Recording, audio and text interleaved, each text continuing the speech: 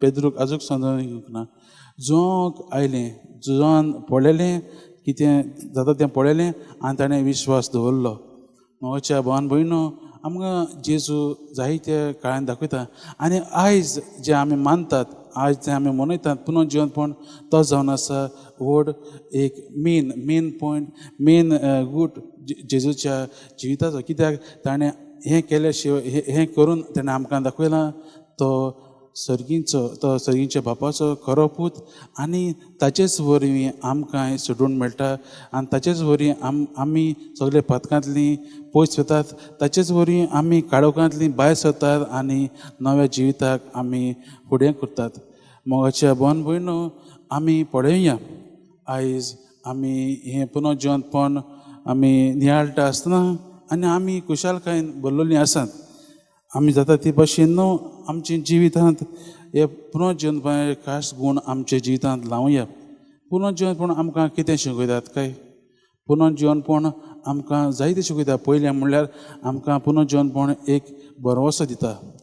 मोगाच्या भावान भयणो, जेन्ना जेजूचे शीस जे आसले ते आमी गेल्ल्या सातोड्यांत पळयलेलें आसा.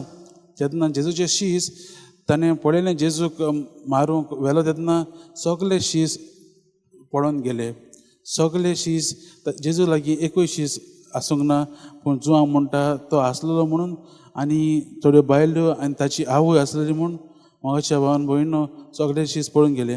आनी जेजू जेन्ना मेलो, कुर्सार मेलो, तेन्ना तांचे मनांत आतां कितें करचें तें कांयच ना. सगळो घुसपागोंदळ जाल्लो आसा. कितें भिरांतेन ते जियेताले, भिरांतेन ते लिपोवन ते जुदेवांक लिपोवन ते रावताले. आनी मोगाच्या भावान भयणो, हें पुनर्जीवनपण तांकां एक भरवोसो येता. कसलो भरवोसो? ते भिरांतेक फुडो करूंक आनी भरवोशान जेजूक, पुनर्जीवन जाल्लो जेजूक दुसऱ्यांक परगटूंक हें पुनर्जीवनपण तांकां बळ दिता. मोगाच्या भावान भयणो, आनी आमी फुडें वाचीत जाल्यार न्हू पयत पुस्तकांत धर्मदूतांचो इतिहास, हातूंत आमकां जायते धर्मदूतांचे जायत्यो घडणुको आमकां वाचूंक मेळटात. आनी आमी पळयतात जेजूच्या घोटायेन, जेजूच्या शक्तीन तांकां जेजून हो जो पवित्र आत्मो दिलो, ते पवित्र आत्म्यान ते बरोवन ते जेजूचें पुनर्जीवनपण परगटूंक लागले.